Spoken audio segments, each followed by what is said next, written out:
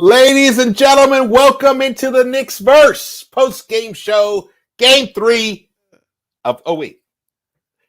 I need this. Ladies and gentlemen, welcome into the Knicks-Verse post-game show. I'm so excited, so hyped. I forgot the mic. But cheers to everybody out there in Knicks land, the Knicks Nation. Beautiful. The New York Knicks took care of business in Game 3, Foxy. I'm ecstatic. I am so happy, man. We're in the driver's seat. We are in the driver's seat. We are. And I felt like we were in the driver's seat all along when we took that Game 1. But Game 2 was such a disappointment in the way it actually played itself out. But, you know, the NBA, I've seen this happen in playoffs throughout my entire life. I remember watching the Lakers and Celtics when I was, young, a kid. And, you'd have like about 4 games where they were close. They'd beat 6 games or 7-game series. And there'd be one game where it was just a total blowout. And you think, oh, wow, Lakers are going to fucking take this game.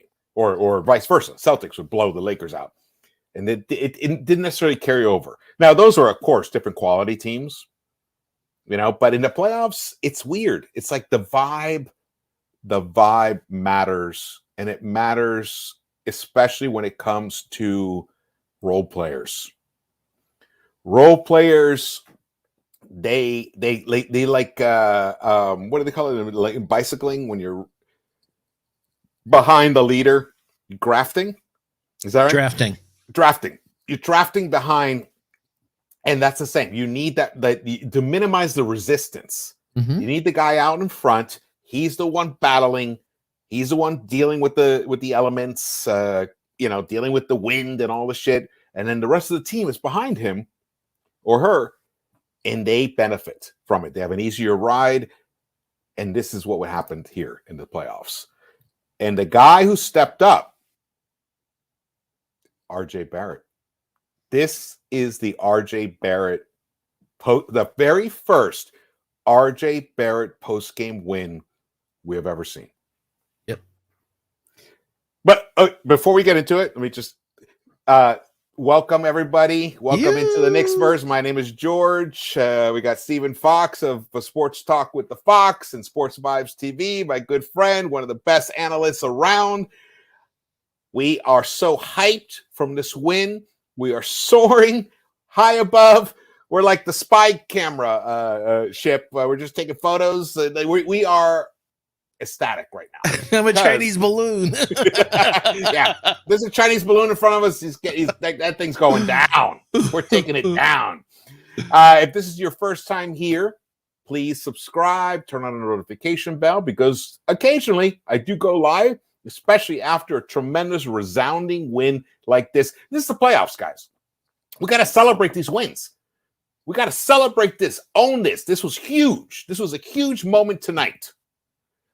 And I have a feeling it's going to carry over, Foxy. Me too. Everyone talked about their adjustments, Cleveland. I don't know what adjustments they're going to do now, man. We came out. They shot 21% from 3, 16 assists, 20 turnovers. Hey, one of my favorite stats is we're number 1 in the playoffs. We had 14 steals tonight, folks. We're number 1 in the playoffs in steals. That's team ranking, and that's not one of our identities. So no, it's not. It's not. So it's fantastic. I love that. Here, let's go to the. Let's go look at the team stats. Let's look at that right here. Here we go. Here are the team stats. I threw this together really fast, guys. I wanted to get live. Shout out to Lex the Destroyer, the best mod around. You got that right. Oh, man, he's awesome. Thank you so much for holding it down. He says Knicks in 5. Ooh, he's feeling it. Hey, I'm feeling that as well, but don't want to get too cray. But 5 sounds great. I think it's going to be 6. I think we're going to pull it off on Sunday. Take control, and then we'll probably drop Game 5, which is in Cleveland.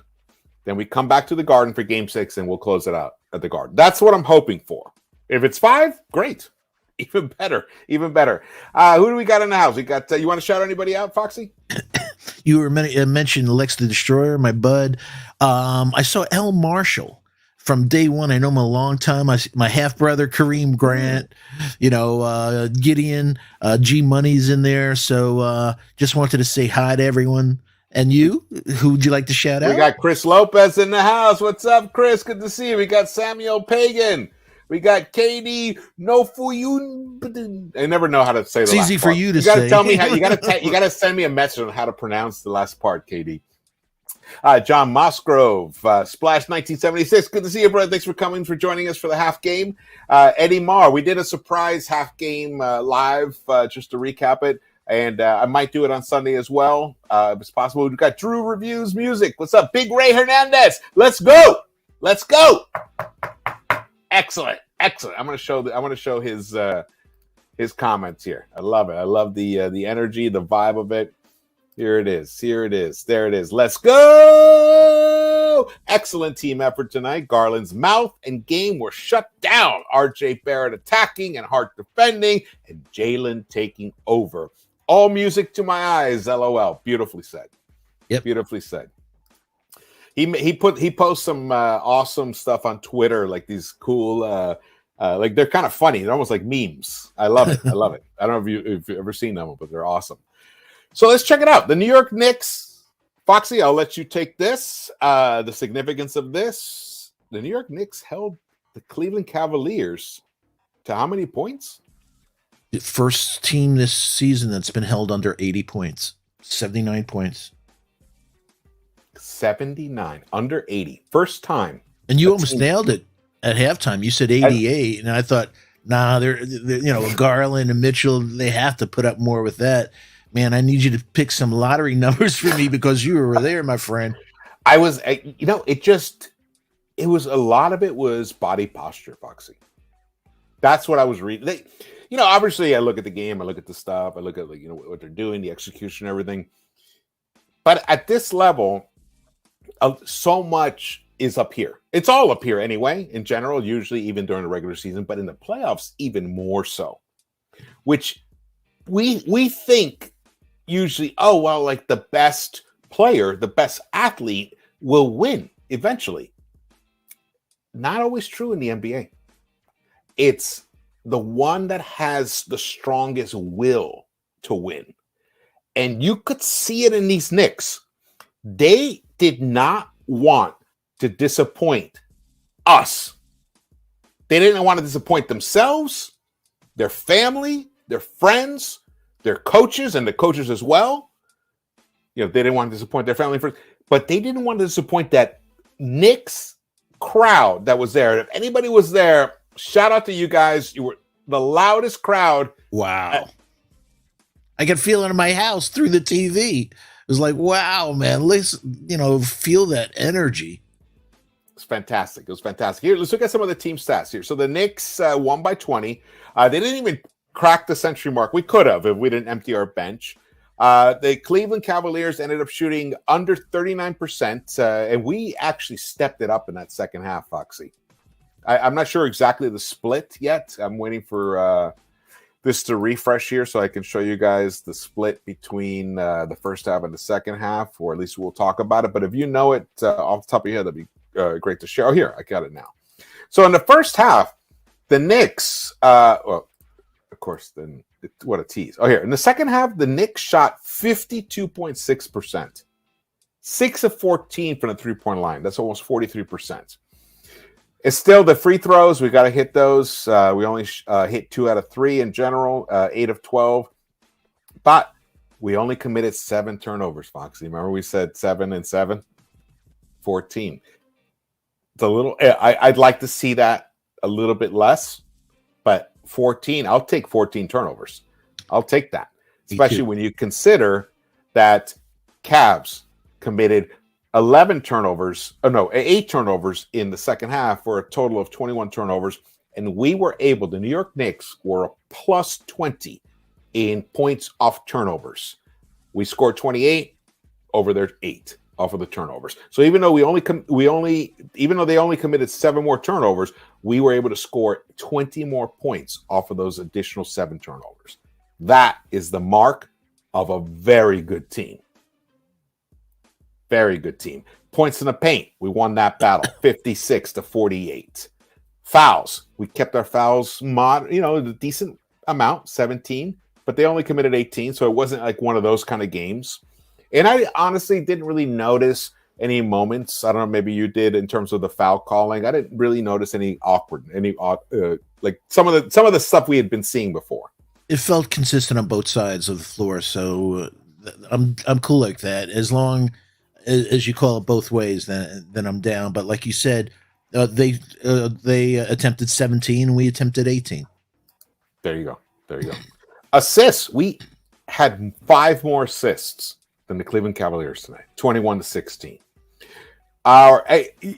Interestingly, they ended up with 2 more offensive rebounds than we did, 13-11. But on the defensive boards, we owned it, and we ended up in its totality a +3 in rebounds, 45-42. And I heard during the broadcast, if I remember it correctly, the team that has won the rebounding battle has won, what was it, like 14 of the 16 games or something like that. Did you hear that stat? No, I did not. Yeah, well, it was like the team that had won the rebounding battle had lost only twice in the playoffs. Oh, that's what I remember, but I don't remember the amount that they'd won. So that is a key stat, and that's where we own. We usually own. We own that, and we did tonight. Mitch Robinson, talk to me about Mitch. Well, the key stat that continues for us is we're now 34-3 when we hold our opponents under 110 points. So that's the metric, man. If we hold, and for the host series, I'll tell you right now, I got everything up to date. For the they're averaging 94 points. So for 3 games now. Wow. So that's really trending in our favor to win this, man. And look at Mitch, about almost 31 minutes, 7 points, plus 19 for Mitch. Only 7 rebounds, but 5 of them were offensive. Big ones too. Yeah. 2 steals, 2 blocks, and 3 dimes for Mr. Mitchell Blockness Monster. And there were other shots that don't show up in the box score that he impacted, whether it was Garland and a few others. Yeah. There is some negative stuff. Unfortunately, Quentin Grimes did not play at all in the second half because of a shoulder contusion. Shoulder contusion. Shoulders are weird. Let's see. He may not be ready to go by Sunday, but we won't know for sure. But that's the beauty of having depth, of being a deep team. Josh Hart can step into that starting lineup. I wouldn't start quickly instead of a Hart for Grimes. The energy he gives us off the bench. Yep. And also he runs that second unit when he's out there. Mm-hmm. He kind of co-captains it with the RJ when RJ's out there and feeling it. And let's talk about Mr. Barrett. Rowan! Yeah. Shout out to you, bro. Shout out to you. There hasn't been a Knick player that has received, and I'm not going to say it's not rightly so, because he has not delivered. This was a rough season for him, in terms of efficiency. But the beauty about him is he's just attack. He believes in himself, and today it rewarded him and it rewarded us. 30 minutes, 45 seconds. He shot 66.7%, hit 50% of his 3-point shots, 3 of 6, 8 rebounds, 3 assists, got a steal, and he played some good defense. He used his length, finally, finished with 19 points. He would have been the high scorer if Mr. Jalen Brunson didn't finally catch fire in that second half. He shot 6 of 8 in that second half. Hey, I said it on last Sunday's show that I was off a game, but RJ's too good of a player. I knew he had to come out of it. I'm glad he went to the hole, and like you said, he shot 50% from 3. Yeah, and I like that he took only 6 shots. I don't like when they get crazy from three, but he took it to the hole, and he did not make it to the foul line for the whole game, which is shocking. Yes, it is, and partly I put that on the refs because I definitely, for sure, in the first half there were at least 2 or 3 Yep. drives he should have gotten foul calls. Second half, I can't say I didn't really notice any calls that he didn't get that he should have gotten. I didn't notice that, and I think partly it's just the Cavs they're trying to play smart defense. If the perimeter player who's guarding RJ and then the secondary player who's guarding RJ can't stop him, the bigs are not going to commit the foul. They're going to wait and see if they can block his shot, but they're not going to like body him up and foul him. It was an interesting decision. Not sure about whether that. What do you think about that dynamic? Do you think that's something that the Cavs should look at for the next game, or Well, is it just? it was a couple of things, whether it was him or Josh. People, with their number one in offensive, defensive rating and number one in defense. A couple guys went coast to coast on him, man. And RJ went up with the right hand and scored. So cheers, my friend. Yeah. Hey, Tibbs, shout out to him. He's been saying all along, it's imperative that he's aggressive. And when they converge on him, that he sprays it out. So yeah, and playing in defense. Hey, you talk about, and I love when you talk about the mental aspect of the game. This is, maybe a kickstart for him for the rest of this playoff series and hopefully the rest of his career. That once you win a series and stuff like that, it takes a lot of pressure off. I hadn't thought about it that way, but now that you say it, yes, it does work that way. Confidence is the single most important ingredient. Of course, you have to have a certain amount of talent and ability to even get in the discussion, but it comes down to confidence, and he has a lot of that. But then sometimes it could fail you because you could be too overconfident. You take shots you shouldn't take. You make moves you shouldn't make.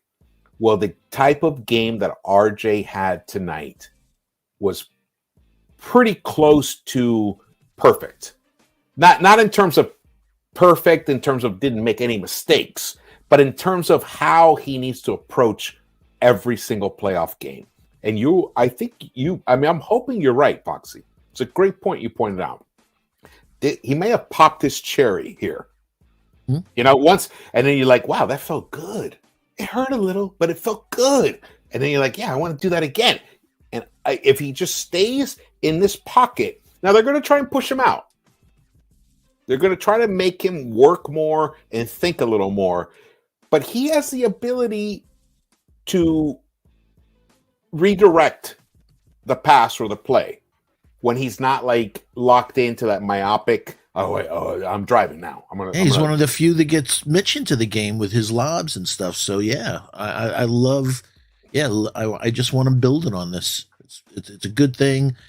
I love guys that have the whole team collectively. I like teams with short memories. That's a good team. That hey, Atlanta beat Boston tonight. It happens in the playoffs, folks. So put that game in the past, last game for the Knicks, and we won tonight, and just we're on our home court. And hey, I was talking to my nephew during the game, and Donovan had this weird look, and usually he has this killer look on his eye. He still scored 22, but 2 for 8 from 3. He wasn't killer tonight. I know exactly what you're talking about. I saw that look too. He looked a little scared. Or intimidated by that energy of New York. Yeah. But it was, I think it might have been a little more than that even. Remember, this could have been him. Yeah. He wanted to be here the worst could have been with his him. family. It could have been him instead of RJ wearing that uniform tonight. Yep. And I think there was that moment. The moment that I felt that you're talking about, it was like this close-up shot of him. And it was the same moment, and I just felt, and he had this look on his face, and he was looking around the arena, looking around the arena, and it was kind of like, yeah, I missed out on this. I missed out on this vibe, because Cleveland, I'm sure it's it's a it's a cool place to play and whatever, but there's levels to things in life, and there is nothing like playing in front of the MSG crowd. There's nothing like that. There's nothing like being a Knick, by the way. Especially if this is where you're from. And exactly. So I think that like suddenly all those things hit him at that moment on the court, and that's when you know a guy is not locked into the game. He got caught up in watching the crowd and just absorbing it all, and I think he just felt at one moment he was like, we're not going to win this game, but you know what? He's a champ. He's not a champion, but he has that championship type of mentality. He's like, we got Sunday. I'm going to come out on Sunday. I expect him to come out on Sunday and deliver a big game. Yeah, no doubt. But he also got cooked on defense, man. Brunson gets. I mean, that's the thing. These two guys, they get cooked on defense, so that's why they have to deliver on offense. They have to, and so it's nice to see that Jalen finally caught fire, and he had a tremendous second half. 17 minutes, 13 points in the second half, 6 of 8. Beautiful, 3 assists. Couple beautiful dimes, man. Yeah. Oh man, yes, he was finally hard. Yeah. Donovan shot 9 of 19. Actually, let's get to their stat here. We'll look at the Cleveland stats. Here we go. LeVert caught fire in that second half, man. He did nothing in the first half. In the first half, what did he shoot in the first half? He was like nothing. He was like 0 for 6 or something. He finished 7 of 17, but that was all in the second half. 7-11. He shot 63.6% in the second half, 42.9%, almost 43% there. 17 points delivered, but yet he was still a -8. Yeah, because I was going to say for the whole game he was -21. He was getting cooked on defense, though. yeah, that was the second half. It was just a -8. Yeah. The whole game was a -21.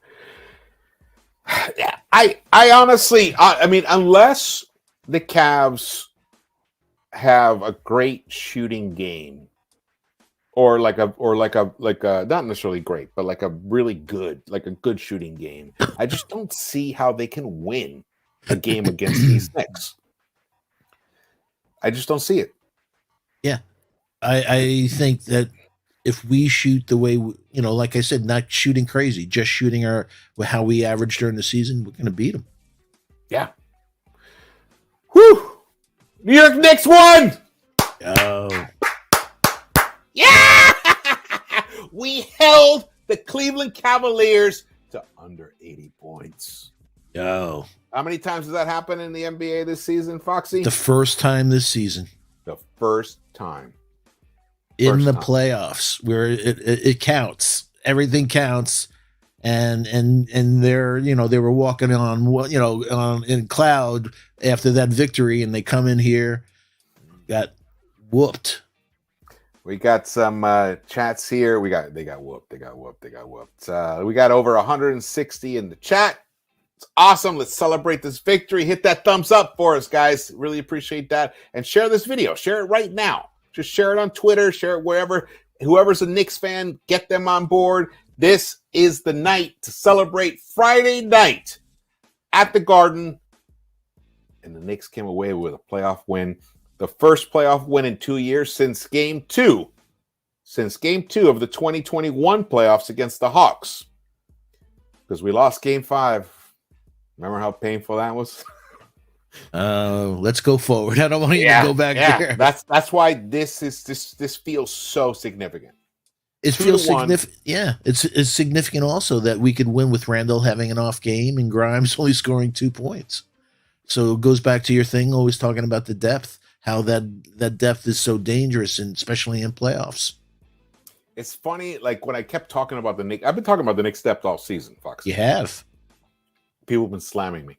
Especially usually it's a differentiator. I don't know how they can slam it. Oh, okay. Not Knicks fans, but when I post video, I get fans from the opponents, and they're like, "What are you talking about? What do you mean?" Because they obviously don't watch the Knicks obviously the way we do, but I watch their team. And I've watched the Cavs. they've had some nice wins. They've had some impressive wins. They finished fourth. That wasn't an illusion. But remember, we finished fourth 2 years ago, and we were shown the door by the Hawks. We were shown the door by a team that executed their offense and defense better than we did. Now we are that team. The tables have turned. Now it's up to JB Bickerstaff and the Cavaliers themselves to look in the mirror and try to figure out what they can do to win this game, because we're not a great shooting team. We're not even a good shooting team, but we're not a bad shooting team. Exactly. Yeah. But we also hustle, and we get lots of second chance opportunities, lots of them. So when we get that kind of evens the playing score. Here we go. Second chance points. Even though in this game it wasn't as dramatic as the game one, Knicks 14-11 in second chance points. Points in the paint. We talked about this before. 56-48. Fast break points. Look at that one. That I love to see. 15-7 +8 right there. I also think that's a big thing when Josh Hart's in there. He moves that ball up on those fast breaks. When he gets that rebound or somebody gives it to him. So yeah, you were just saying, and I did the math on the fly just now. Bench 39-14.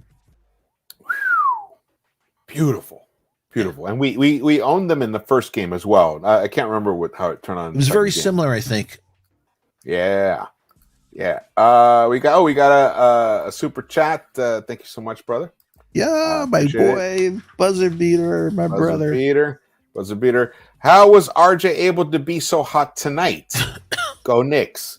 Foxy, I'll let you answer that first.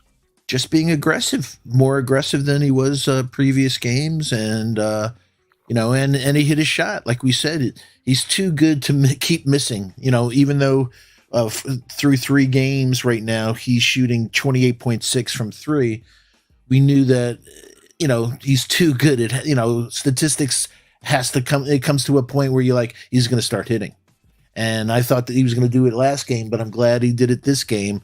And I like we just said, I think it's going to be consistent from this point on. Yeah, he got that off his back. When he hit that first 3, I think that really kind of opened things up. And it also, a lot of it was the trust from his teammates. Once he hit that shot, that made a big difference.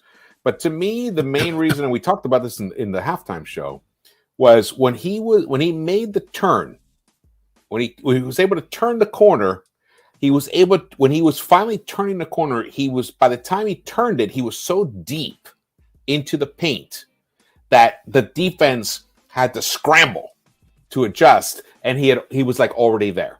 And that's why he was able to finish. In the previous games, when he would turn the corner, he didn't turn it with enough conviction, and he would almost flare out. So he would take himself further away from the basket than he needed to be, or he would encounter congestion. And also, the Cavs were kind of playing a little dirty in that game too, just to be honest.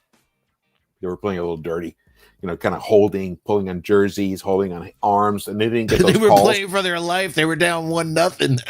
Exactly. So this is I'm happy, and this is a very important point.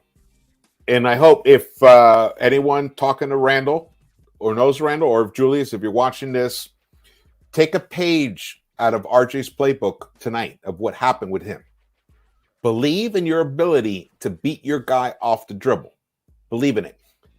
But if you encounter congestion, quickly get that ball out from there. It might come back to you. Don't worry about it, because remember, if you encounter congestion and you find the open guy, he's gonna bury that jumper.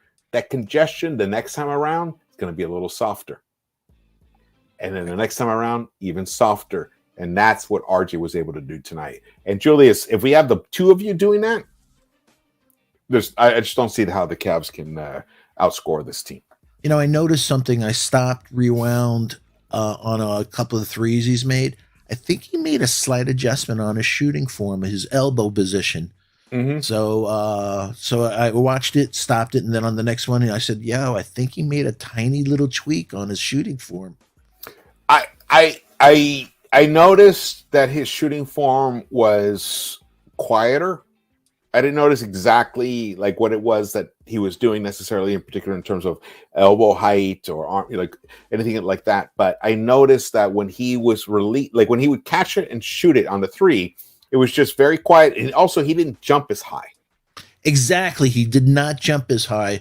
It was more set But he shot like jumped. that. He wasn't total set shot. But it was like 4 inches off the ground rather than 10 inches off the ground. Yeah.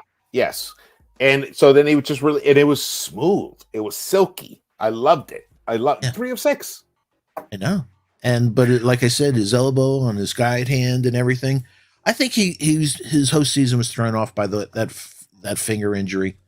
To his, just from a to his defending him for a second. That's really hard to come back from it. That type, they said, I think, like the bone was protruding when it first happened, and it was a really bad injury. Yeah. So to come back from that, and even though it was his guide hands are really important, man. Oh, totally. But it also relates back to that word that we're talking about, confidence. You need to have the confidence when you take the shot. You need to believe that the shot's going to go in, like really believe that it's going to go in. If you have a little bit of doubt, you're like, oh, the shot clock's running down. I gotta heave this up, and then it's a miss, and then you're like, you're like, oh, you're feeling that, that stank of the miss is still on you when you go into the defensive end, and then you get burned on the defensive end, and then the ball's in your hands in the offensive end again.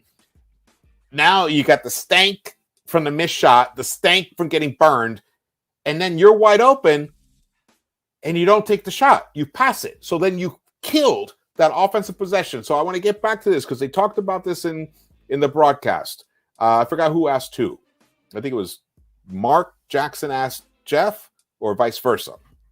I was watching MSG. Oh no, actually it was Breen. It was Mike Breen. Oh, you're watching MSG? So it was Mike Breen. Mike Breen said, so when you're missing 3-point shots, should you adjust and then just go away from that and try to get to the rim or take some mid-range shots? And it was really interesting to hear Jeff Van Gundy and Mark Jackson say it. And they said basically what we've been echoing. You would think it's counterintuitive. You would think that, the 3-point shot's not falling. So let's not take 3-point shots. Let's drive. Let's take middies. Go ahead. You're going to lose. You're going to lose if you do that. It's just the reality of the math. There's a clock. There's only so many shots that go up in the air. And if the other team's putting up 30 or 40 3-point shots and they're hitting 12, 15 of them, it doesn't matter how many 2-point shots you're going to hit. You're going to lose. Just talk to DeMar DeRozan. Talk to the Chicago Bulls. Talk to any team that doesn't keep shooting the three. You got to believe in it. These guys, because it fucks your whole offense up. If you start giving up open 3-point looks, what are you doing? That means you're driving into traffic. It doesn't work that way. I would rather a player who doesn't have it that night, but is totally wide open. I'd rather he keep shooting for the health of the offense itself. Because the next time around, it may not be that guy that gets the open look. It might be a different guy, like an Opie, who hits it from the corner.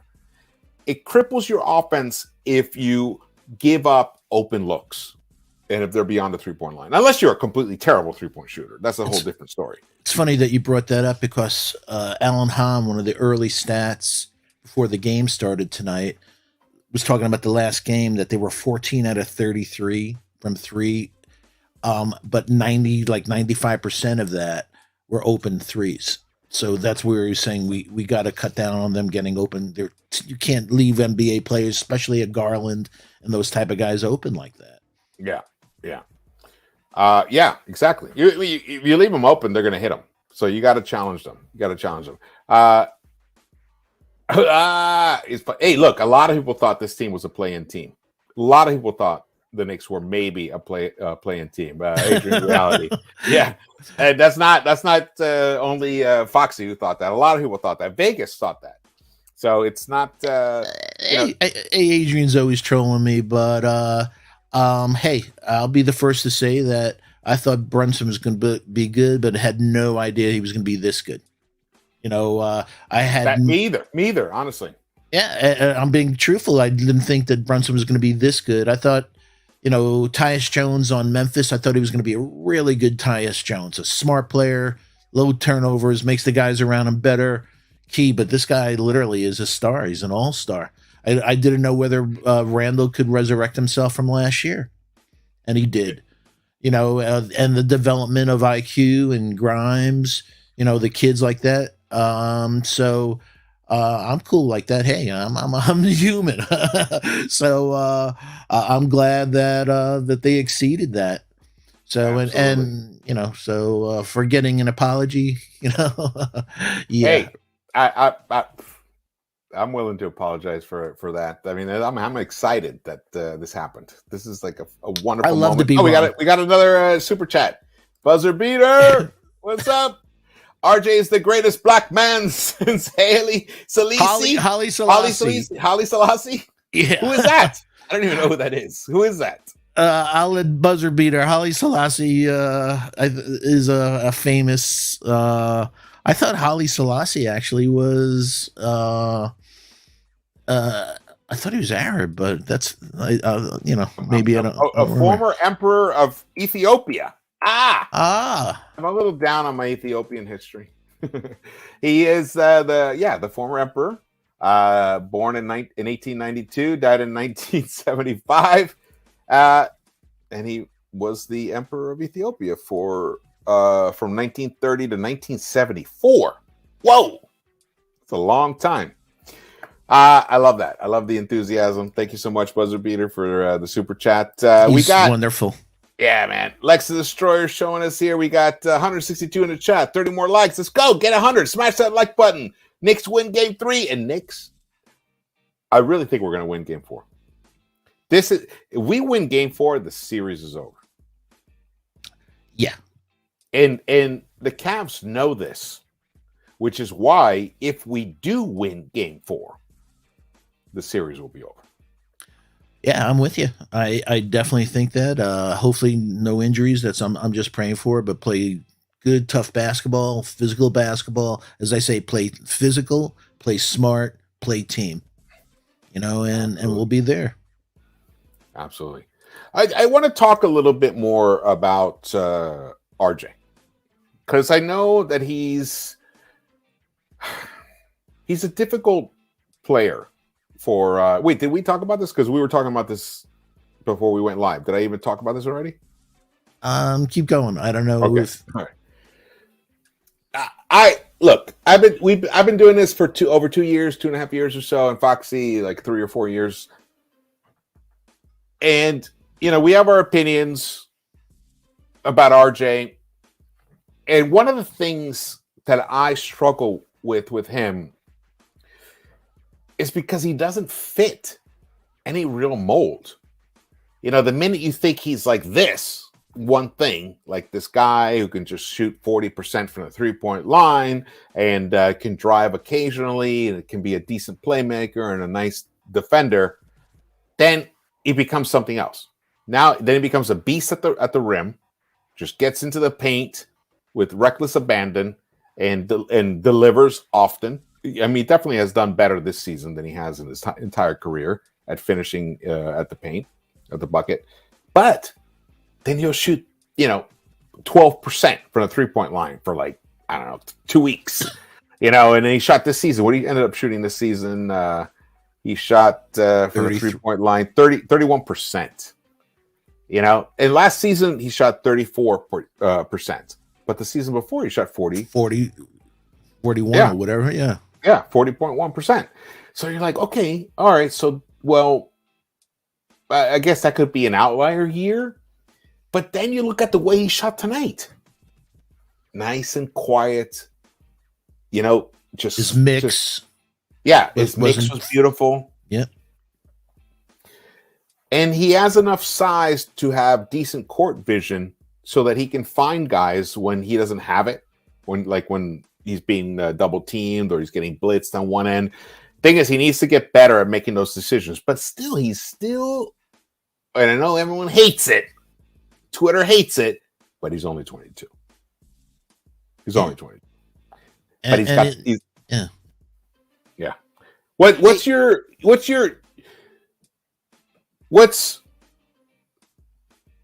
like now? Give me your feeling now on RJ. I mean, this was a big game, Foxy. Yeah. I mean, the Knicks season was on the line. We lose this game, the season's over. Hey, I said this Sunday. Keith said to me, shout out to my guy Keith, that who do you think was going to bounce back? And I said RJ. And I mentioned that he's too good of a player. My issue with RJ is a number 3 pick. So with number 3 picks, you think all-star. And I did all this research on cleaning the glass from, this year on, from his rookie year onward.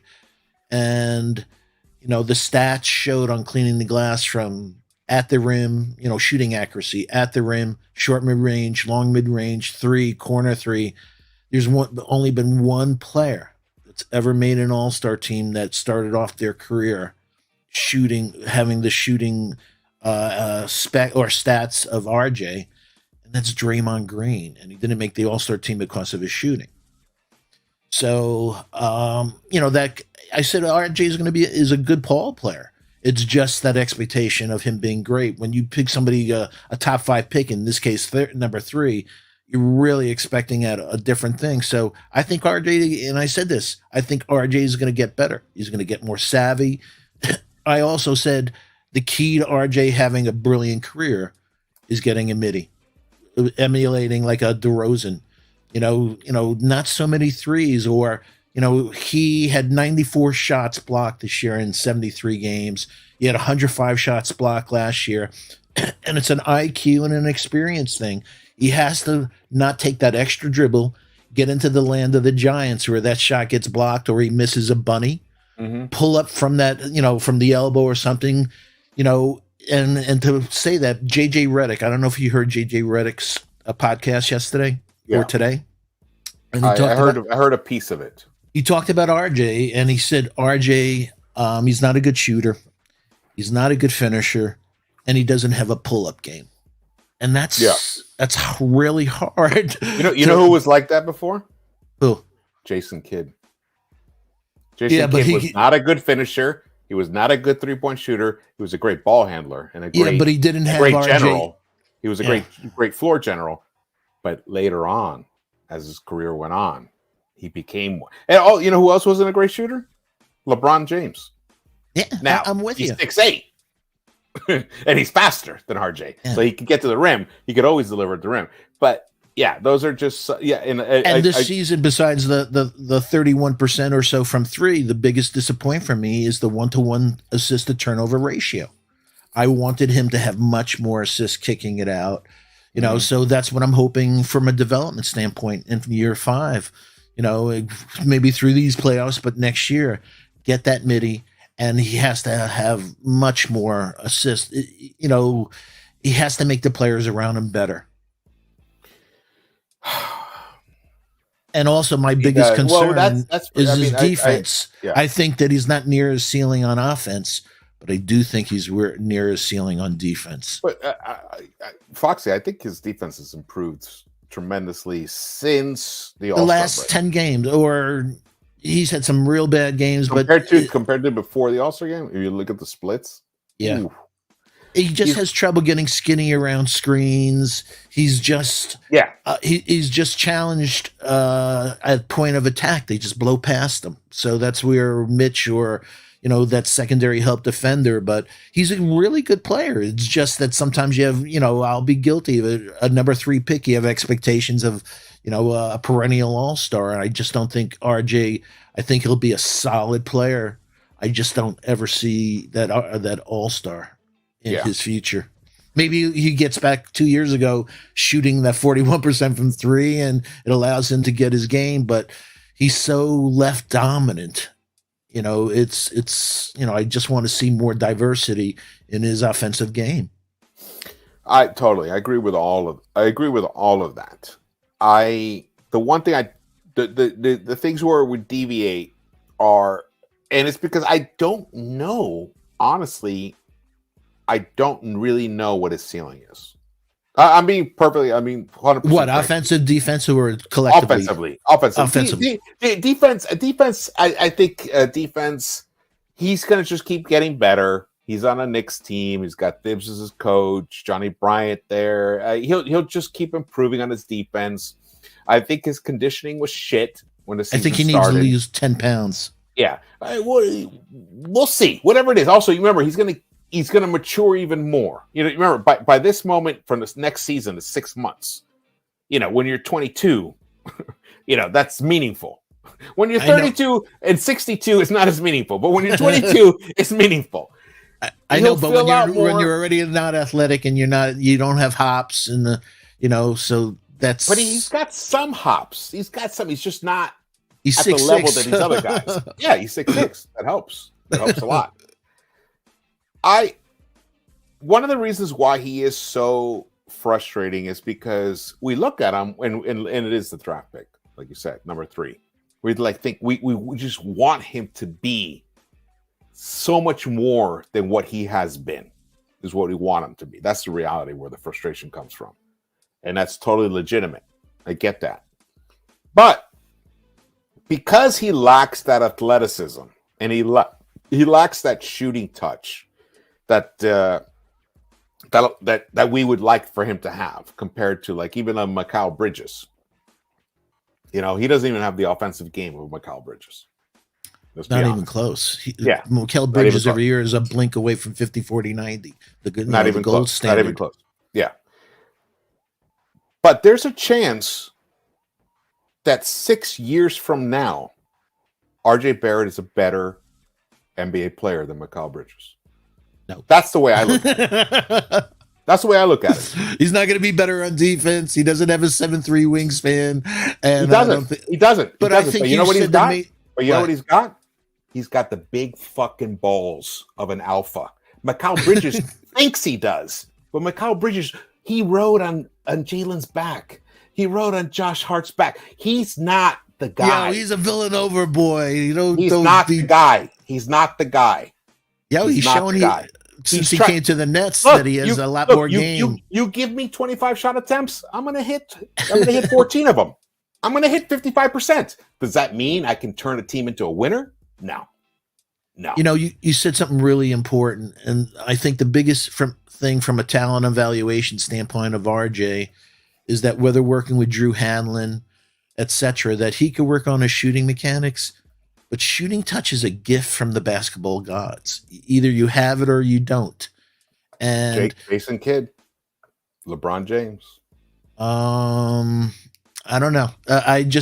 Regardless, I just think that RJ, unfortunately, he doesn't have a natural touch on his shot. That is 100% true. And he doesn't have a natural touch. He's got to work on it. But also listening to the Wally Serbiaks and stuff like that, when you look at great shooters, when they're off, they're either short or they're long, but they're dead on. RJ is left and right. Yeah, that is bullshit now. That's like from old school. Honestly, I'm going to tell JJ Redick and everybody else. That's all from the old school. Shooting. That's all from another era. You know, we're not the white boy who sits out on the 3-point line. Everyone else does all the hard work, and you just sit there and you just shoot from the 3-point line. No, the game has totally changed. It's totally changed since then, and that's why you're not in the game anymore. That's why Danny Green is irrelevant. That's why Joe Ingles is irrelevant. That's why Joe Harris is irrelevant. That's why all these people who relied on that type of their game are irrelevant now. They're irrelevant. You need to be able to shoot with a hand in your face. You need to be able to shoot like with like a half second left in the shot clock, and someone dumps it off to you because they couldn't make anything happen, and which happens to RJ constantly. Because he's left wide open. He's left open. So he's got to take that shot. That's not today's game. Look what even Steph Curry. He's got to deal with this constant noise around him to try to make those shots. Which is when they make them, they're just phenomenal. Like guys like Dame and him and all that stuff. But the game is evolving even right now as we're watching it. In the era where there's been more scoring than ever before in the history of the NBA, the number one highest rated offense in the history of the NBA, the Sacramento Kings of this season. And the New York Knicks are the number 4 or 5 highest rated offense in the history of the NBA. But it's irrelevant. It's irrelevant because 1 minute to the next, things could swing so fast because of the 3-point shot. And the way that people are defending the perimeter.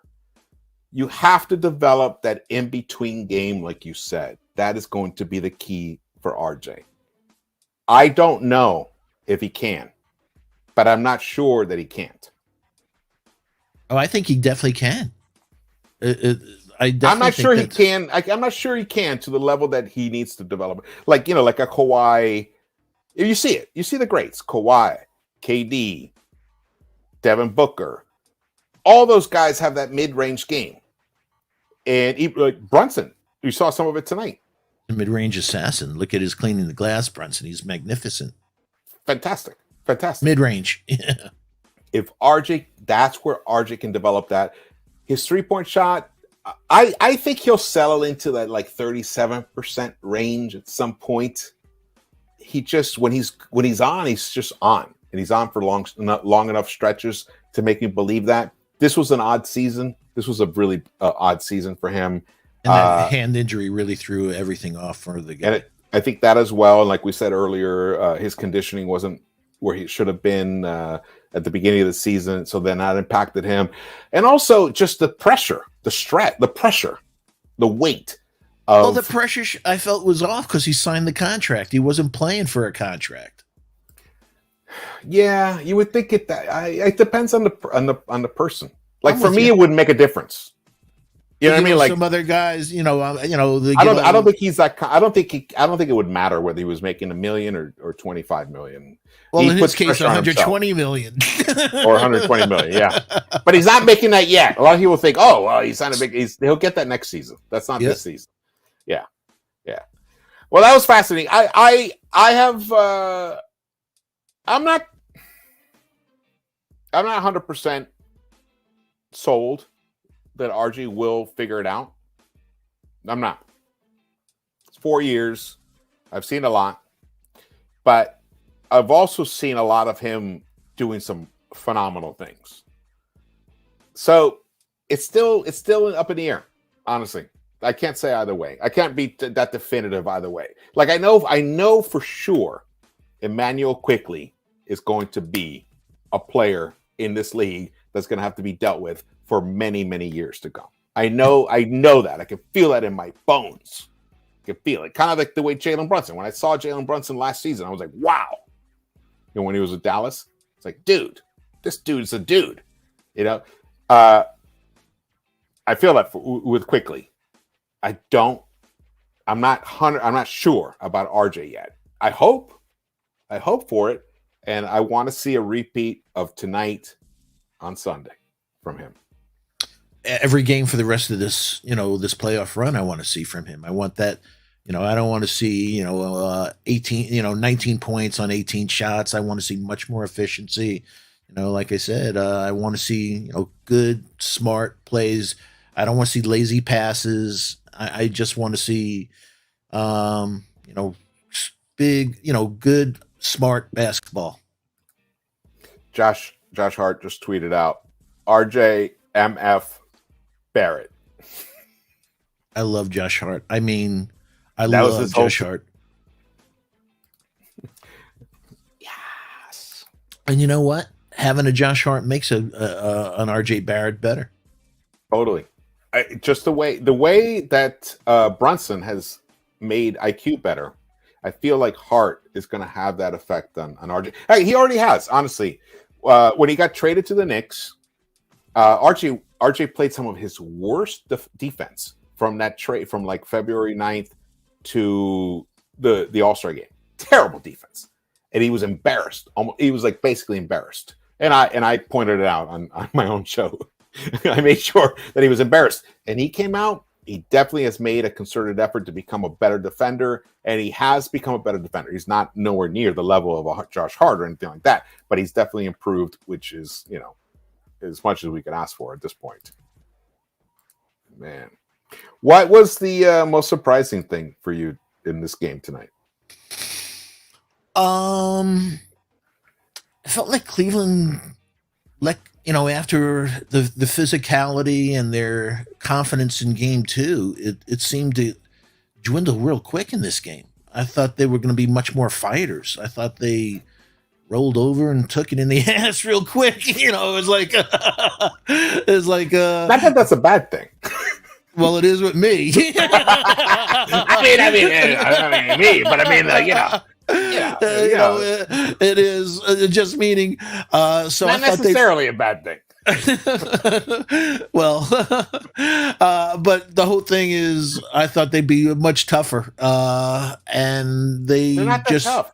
They showed they weren't tough. They were tough at home, and they came in here all soft and stuff. Francisco Carrillo says Cavs knew they were not going to win. They had that look. They had that look. I'm not sure, like Francisco. Yeah, I'm not sure before the game started they had that feel, but definitely through the game, as the game kind of unfolded itself, it did feel like that. Let's see. We got. Hey, shout out to the chat. We got Bill Maddox, my buddy. Hope all is well with you and your family, my friend. Yeah, man. Yeah. You want to shout out anybody else out? Bayard, Kamaniki. I apologize if I messed up your last name. Doc Kamish. You just mentioned Francisco Carrillo. We'll be shouting Jesse Rodriguez. Jesse, hey, Jesse's in the house. What's up, Jesse? And the one and only Adrian Reality, the president of the Stephen Fox fan club. So, RJ, before the All-Star break, was wow, damn. His defensive rating was a 116.6. Now, since the All-Star break, not necessarily that much better, just a little bit better. 116.2. It's a little bit better. But his ability, wait, let me look at this one, the stat. Pull this other one up here. Opponent's offense. Here we go. Yeah, so it's like, he kind of like stopped the bleeding a little bit, but not enough. Not nearly enough. He definitely needs to become a better defender. No doubt. No doubt. Let's see what we got here. New York Knicks are up 2-1 against the Cleveland Cavaliers. They have taken control of the series. Right now, they play on Sunday. It's an early game, everybody. Remember that. Early game. 1 o'clock. 1 o'clock start. Eastern Standard Time. Eastern Standard Time. As you can see, the free throw shooting has been was abysmal in this game. The Cavs only shot 58.8%, and we only shot 61.1%. A lot of times that's because of the physicality of the game. These guys they're tired, they're winded. When they get to that free throw line, they just like short shots and stuff. But still, they got to break through that. We won the assist battle, which is shocking considering we only had 21 assists. 21 would be the worst. If you average 21 assists, would probably be the worst in the NBA. So the fact that our opponent had less is pretty cool. The rebounding, we only won that by 1. Turnovers, we took control of the ball. I would like us to do a little better than 14 turnovers. Get it down to like 10. 10 would be nice. But we really turned it up in that second half in terms of our shooting. The first half shooting in this game was pretty abysmal. The Knicks only shot 42% in the first half, and the Cavs shot 31% in the first half. But by the time the second half was over, the Knicks were up above 50%. They were at 52.6%. But the Cavs shooting improved in the second half, 47.4%. I think that both teams just got a little calmer, a little more centered. The audience, the crowd wasn't maybe they got used to the noise of the crowd, and that's why they were able to connect on some shots a little more. Donovan shot 50% in that second half, 4 of 8. What was it? LeVert was the big thing for them in the second half. LeVert in that third quarter. When we were still doing the halftime show, I didn't realize that the game had already restarted. And I forgot who it was. Someone posted it in the chat, like, "Oh, Karis LeVert's going off." But I was like, "Wait a second, he didn't score any points in the first half." So, but I didn't realize he was talking about the third quarter. Yeah, he went crazy in that second half. 7 of 11. Microwave, man. He is, and he's got that size and 6'6", 6'7", yeah. And it's difficult for us to match up with him because that's kind of like, RJ. It's about RJ. He's even probably a little bit bigger than RJ. Longer, yeah. A little bit longer, maybe. Not as strong, but the size. He just has a little tiny size advantage. And if we put RJ on him, then we can't put RJ on Garland, and that helped putting RJ on Garland in this game. RJ did an excellent job on him in that first half when he was out there. All the guards did, and they kept Darius to 1 of 12 in that first half. And then in the second half, he didn't do much better. He finished 3 of 9. Looking at this. Oh, sorry. I was going to just say also a shout out to Randall. Mobley has been on nothing on the offensive last, in this series. 10 points tonight. I think he had 13 last game.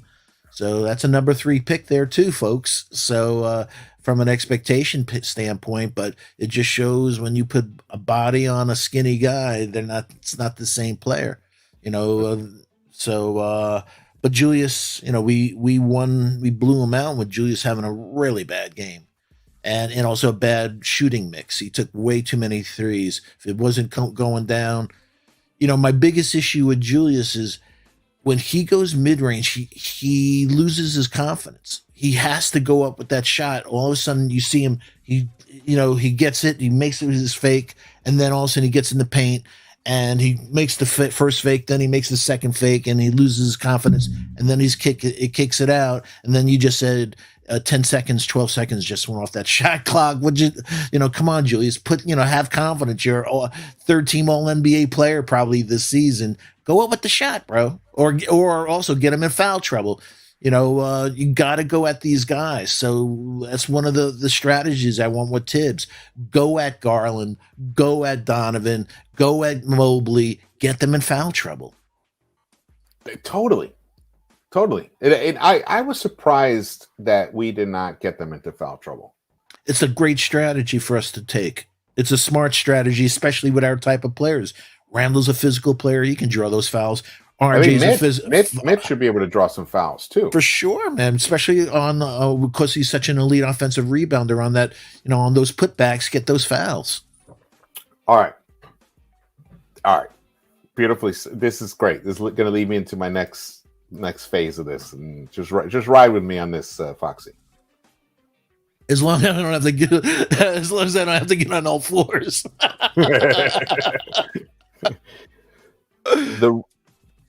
The reason why I'm so confident about the Knicks winning this series is because we have so many things that we can do better. Oh, no doubt. So many things, and we're up 2-1. We're up 2-1, and I don't think we've even played a good game yet.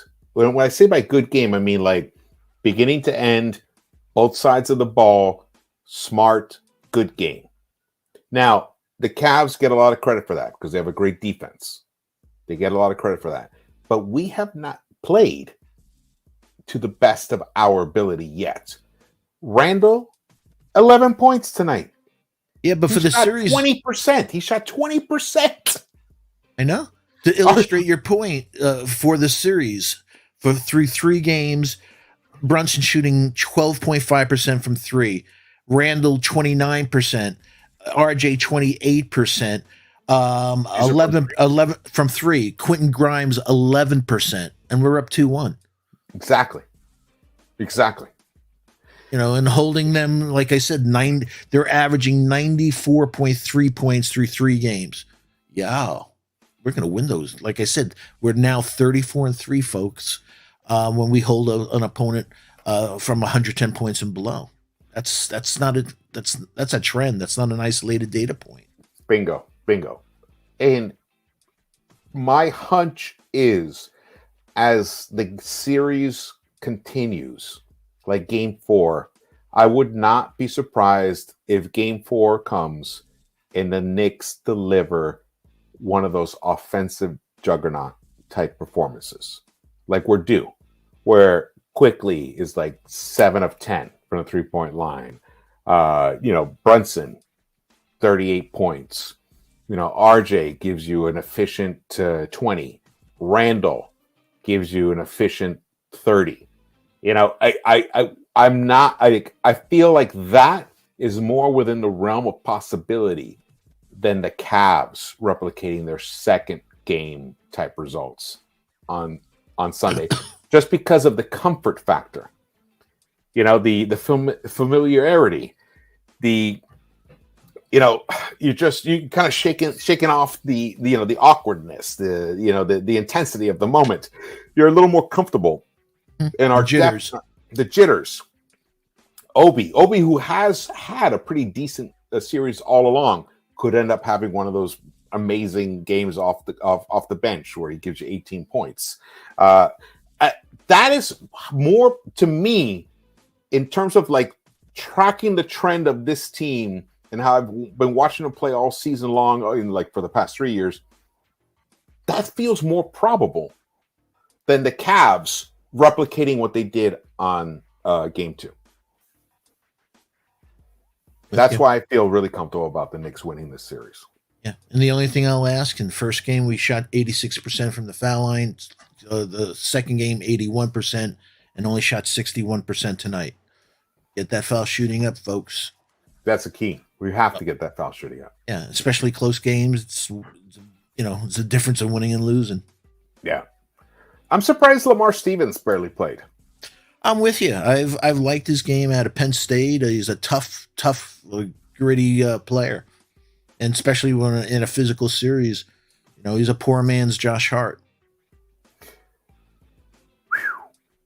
There, the Cleveland Cavaliers starting backcourt shot 13 of 40 in this game. 13 of 40. Yeah. Wow. A 3 of 15 from 3. And they're the offense for this team. Remember, LeVert is a nice player, but he can't create for himself. Mobley is his second year. He's still developing. I still think he's going to end up being the guy we always thought he was going to. He already has shown he's a great defender. Number 3 runner-up in Defensive Player of the Year. Yep. He shows those moments where he takes guys off the dribble. He it's in his bag. He just has to develop it further. I like him. 3 years from now is going to be a really exciting player. Yeah, and especially, guys like that are so dependent on, very Obi-like, dependent on other players for them to be the best they could be. So having, he has such shoot-first point guards on those, between Mitch and Garland, that I think in the next couple of years, those guys will, feed him more. You can't teach 7 feet, 7'4" wingspan, 44-inch vertical. So he's going to be special. He already is, like you said. He's a runner. He's in the running for Defensive Player of the Year from this point on every year. You saw how many times guys would pull out that they didn't want to challenge him, man. Exactly, they don't want to challenge him, and that's the mark of a great defender. Yeah, you see it. They do. It happens with Mitch. You see it. But I do think in a few years he'll figure all that out. What was I going to ask you? I was going to ask you something. I got thrown off there for a second. And also one and dones. People don't realize, they don't get, so they come into the league. It takes them a few years. The old days, they had 3 or 4 years in college. They were much smarter and savvy coming into the game. By the way, our rebounding advantage, our true rebounding advantage was much greater because Dean Wade and Lamar Stevens and Robin Lopez picked up 6 rebounds themselves in garbage time. So we were way ahead in that respect. What did you think about the game that Isaiah Hartenstein gave us tonight? It was a quiet game versus other games. He made a couple of plays that don't show up in box score, but he made one play that I thought the ball was going to go out of bounds, and he tapped it to Josh Hart, who continued like on a fast break and stuff. So he does a lot of things. He's just, I like him. At the beginning of the season, it's like, why the hell did we get this guy? And by the end of the season, man, am I glad we got this guy. So I think next year, hopefully he spends a whole lot of time shooting threes in the off season. And, I think he shot like 21% from three. He wasn't, the stats at the Clippers last year, it wasn't volume of people coming in saying, oh, he's a stretch five. Nah, he wasn't a stretch five, but I'd love to see him at the pinch post, high post, and bringing cutters, whether it's a Grimes cutting, RJ cutting, Obi cutting. He's wonderful in passing, at his height and his IQ. He sees the floor beautifully. I'd love to, he only averaged a little over an assist a game. He could do so much better next year. Yeah. And take advantage of it in schemes.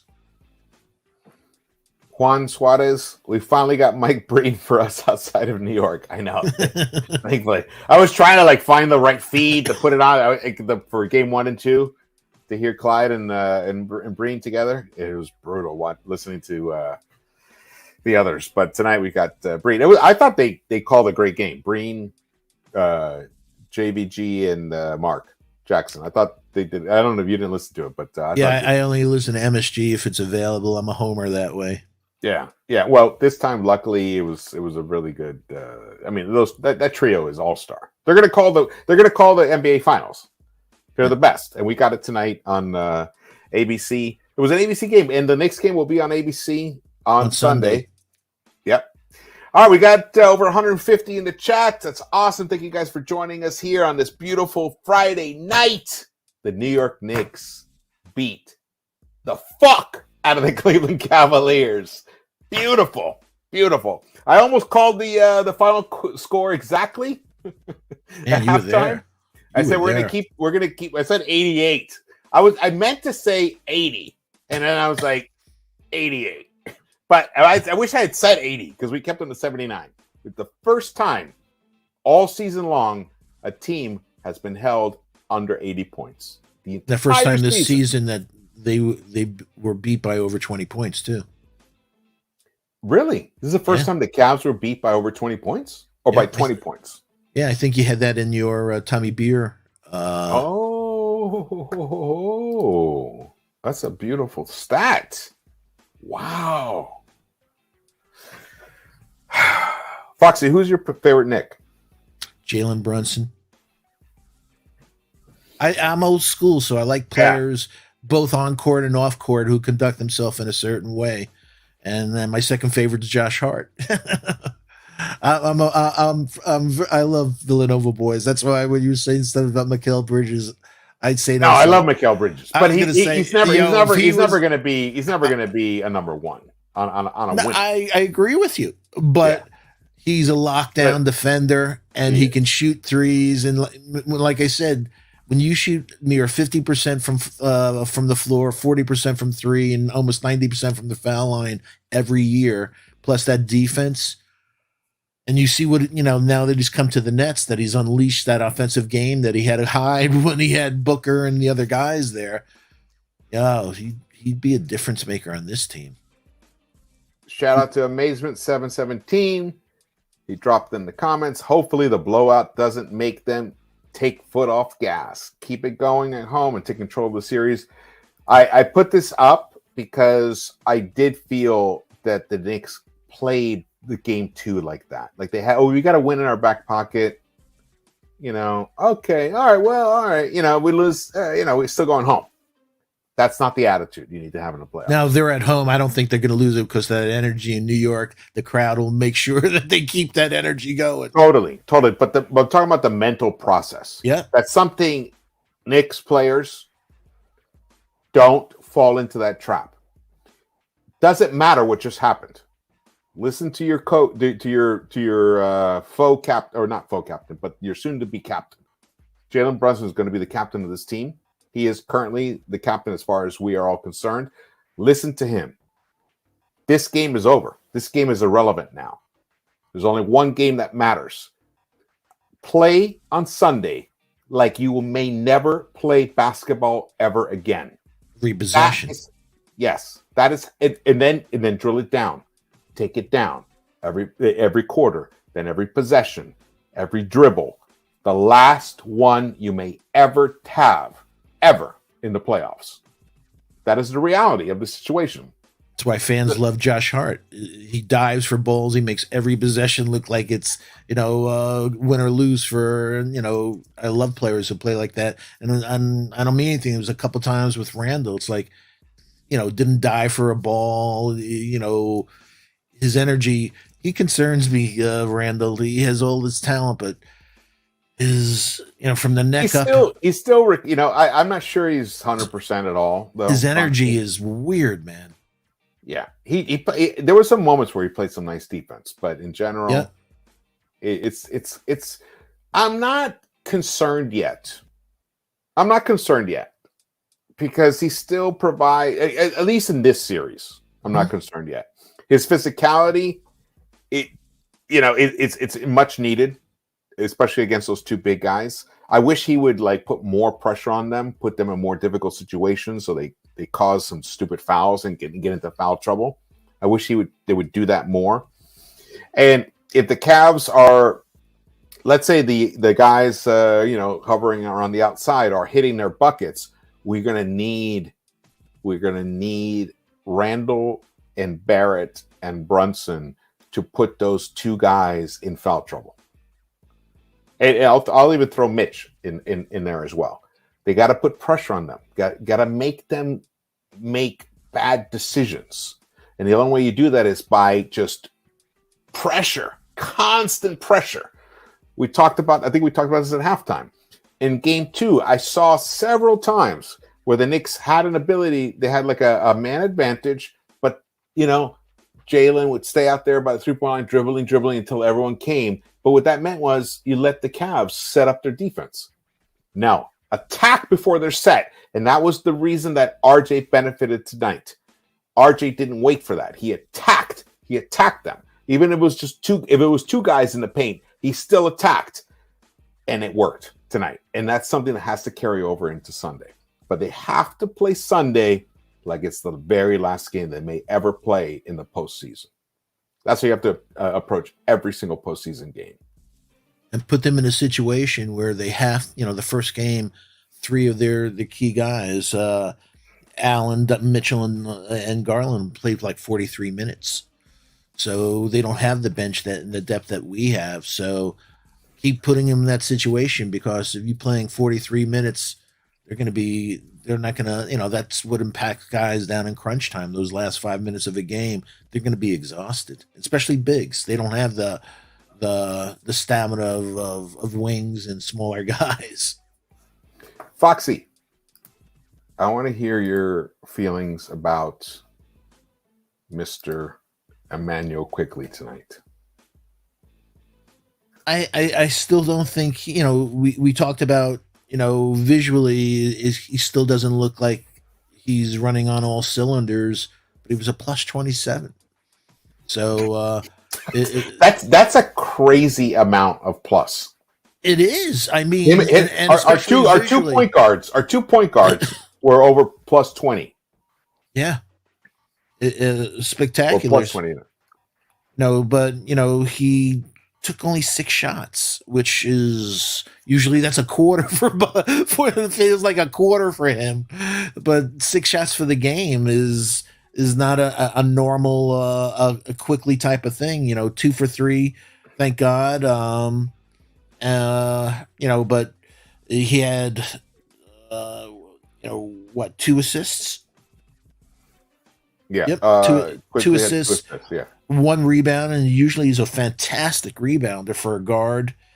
So his game wasn't his normal game, but he's still a plus 27.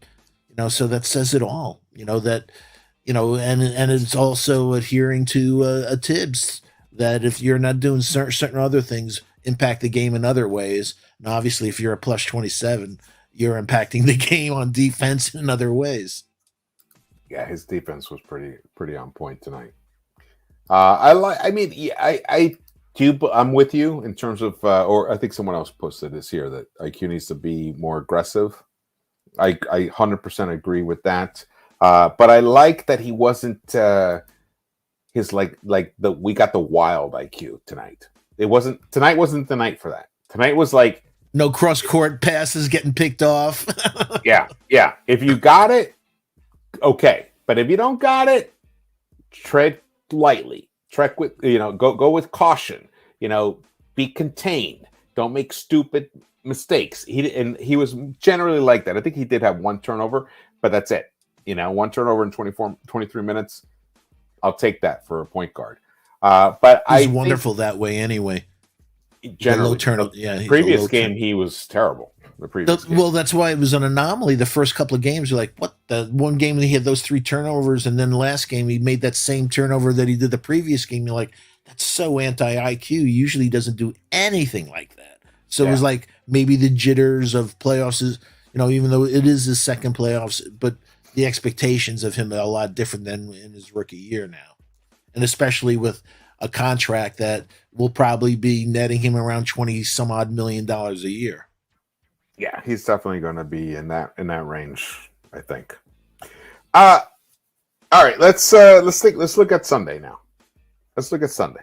We won this game. Knicks are up 2-1. Beautiful. It's exactly what we wanted. But there's a chance that we may be a player down. There's a chance that Quentin Grimes may not be available for Sunday's game. There's a chance. Not saying there is, that we don't know that for sure. But he didn't play in the second half. Contused shoulder. In case you missed it earlier, we talked about it. I think he was available to play, but they just didn't necessarily need him. They started Hart in that second half. How much do you think it's going to impact us for Game 4? What? Not having Grimes available. Let's play it out. Let's say he's not available. I think he's a great defender, but again, because of our depth, having just Josh Hart and Emmanuel quickly, I think it'll negate that and throwing in the Deuce. I think it'll negate that. We will miss Grimes, but he's not hitting his 3-point shot. As I said, he's hitting 11% through 3 games. So at this point in time, our depth will be able to say, "Hey, we miss Grimes, but we really didn't." Also, we had guys that stepped in and played the game at a level that allowed us to not have a blink. Yeah, luckily we have 2 guys who can give us at least somewhat to the level of defense that Quentin can give us, which is IQ and Deuce and Hart. Actually, so it's 3 guys. 3 guys. Yeah, so we're lucky in terms of that, in terms of depth, and it's true. Quentin is struggling with his 3-point shot. I was surprised in that first half. He got some decent looks. He's been short all series, so I don't know if it's just his legs are tired, because legs are so important in your shooting. And the old adage is, if you're hitting the front of the rim, it's your legs. You're tired. So I don't know if it's been a season. He came into the season, we had some concerns about that knee injury, that patella injury at the end of last season that made him lose. I missed 36 games.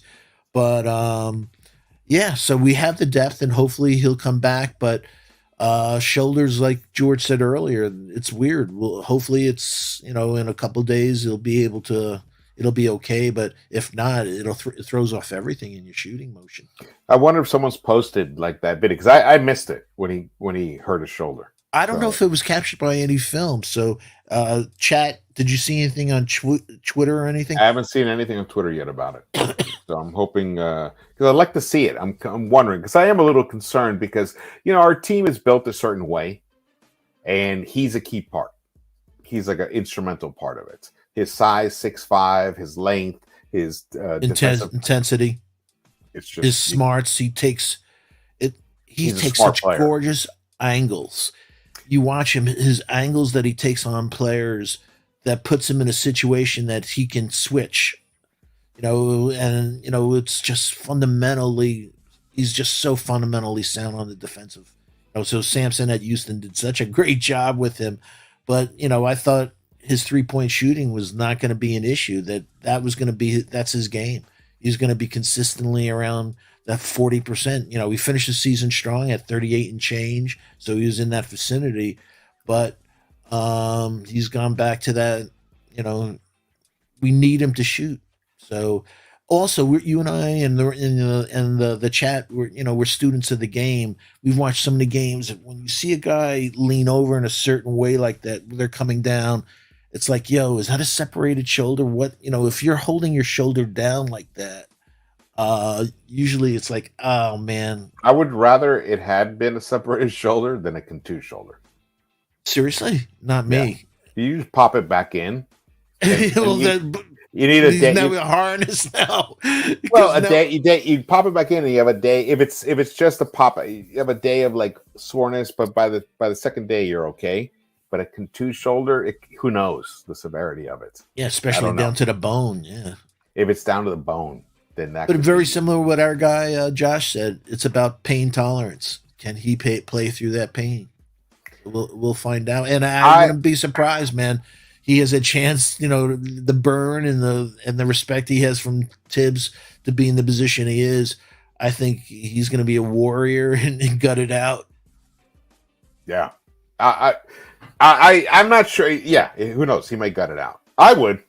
It were up to me, and it was only a contused shoulder. I'd just do whatever I can to get out there, to be out there for my team, unless I'm hurting the team. That's a different story. Unless you're hurting the team, and if Tibbs like that, and especially when you have guys that could step in and say, you know what, if you're not 100%, we got to go with Quick, we got to go with Josh, and we also can supplement them with Deuce.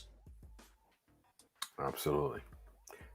So Foxy, what are your keys for the Knicks? Like, how do you think Game 4 is going to play out from the Cavs' point of view? Let's look at it from the Cavs' point of view this time. They're against the wall, man. They know, and you said it earlier, my friend, that if they lose the next game, the series is over. And they may lose. That's why Game 3 is so important. Winning Game 3 is pivotal. Yeah, and we and also statistically, 77% of teams that win the first game go on to win the series.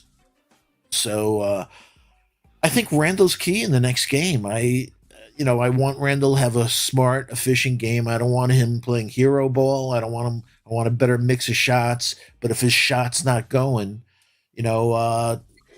You talking about Randall? Randall. I thought his 2-3, even though he missed 8 3-point attempts, the 2 he made were big.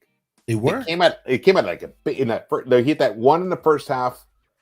Was the other one in the second half? Whenever it was like, oh yeah. Like, we needed it. It gave us some breathing room. But yeah, I agree with you. He needs to be able to. And he had that monster dunk, man. I can imagine what Madison Square Garden was like when he did that facial, man. That was mean. That was beautiful. Yeah, it was beautiful. It was right. I just want him playing within himself, because we've learned that when RJ's off, we can win when RJ's off, and we learned tonight we can win when Randall's off. So and we won Game 1 when Brunson was off. Exactly. Wow, think about that. That's a mark of a very good team. That's a mark of a very good team. That's what I meant by when I was talking about the Cavs in that previous post game. To me, I don't think they're a very good team, because if their key guys have off, they're not as good as their stats say they are.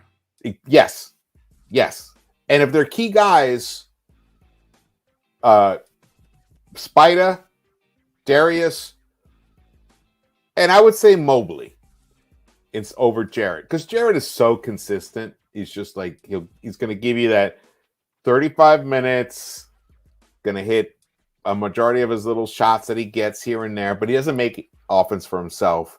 He's going to give you, some rebounding and some great defense, and but Mobley, Darius, and Donovan, if they have bad games, Cavs ain't winning. So yeah, but just when they did win, they only scored 107 points. Yeah, they had a great game, Game 2, and they only scored 107 points. So that's why I'm saying that, and we had a really bad game. So if we play a normal game, we're gonna beat their ass. I had Cavs fans coming at me because I told I said all that stuff after the second game, post game, and I was like, "Why do you guys think the Cavs are lucky to have won this game? I don't understand." But it's like, well, you obviously don't watch a lot of NBA games, and people were slamming me like, "Oh, you obviously don't know about NBA." I was like, "All right," I didn't respond. Let the team talk in Game 3. Well, there you go. This is why. Cavs are a nice team. They're a nice team. They have great pieces, but they're not there yet. This is not the season for them. Not necessarily it's the season for the Knicks either. We're kind of similar. We have some nice pieces, but we have something that's very different, and that is Jalen Brunson. And it's kind of a diss against Donovan because it's kind of putting them together. But Jalen has already proven that he can be an instrumental piece of a team that can go to a conference finals. That, and also Cleveland cleaned out the cupboard with assets and market and, Laurie and Colin and other things to be 3 games better than the Knicks. Yeah. So that says a lot that, wow, the Knicks kept all their assets. So we have all this leverage for the future for after this season, God willing, we'll go, beat the Cleveland. And I don't think Milwaukee is as invincible as people make them. So, and especially like you said earlier. I love hearing that, Foxy. But I love what the point that you brought up about the mental game. If we win this first round series, our confidence goes to a whole nother, we believe in ourselves. We did that. And now these guys, Brook Lopez, yeah. And as weird as Brook Lopez led the league in block shots this year. But I don't think RJ will be as afraid getting to the hole against Milwaukee as he is going against. Oh, no. This is much harder. Against Mobley. Yeah. Exactly. Yeah. This is much harder to deal with defensively. All right. This is. Now, we may be getting way ahead of ourselves, and it's great that you mentioned that. If the Knicks can get past the Cavs, I think this team should believe that they could go all the way. Now, I'll tell you got to believe, babe. You got to believe. And the main reason is because if you beat the Cavs, you have just eliminated the best defense in the NBA. So the next defense you're going to play, reality, yeah. The next defense, but they're also the kind of they're a tough defense for us.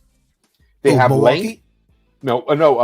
The Cavs. Yeah. Milwaukee's a great defense. But the Cavs technically this season statistically are better defense than Milwaukee. They have 2 big 7-footers who love to swat. They just love to swat flies left and right, and we have 3 guys who love to drive. So it's a battle. It's a battle of your go-to. What it is that, like, how do you win?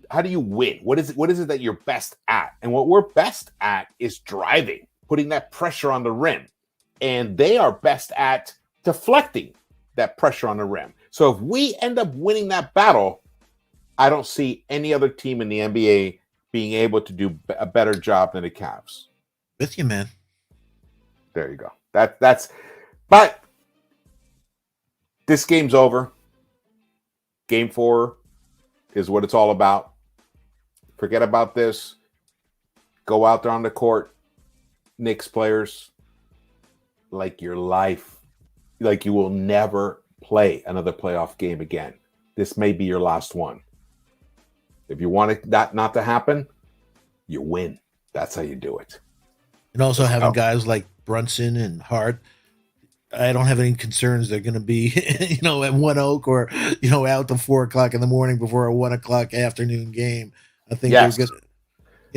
There's no party. Then these guys aren't going to party tonight or tomorrow. No. They can sense it. They seem really the way they came out tonight showed me so much about that, about the character of this team. Yeah, I love it. I love this team, Foxy.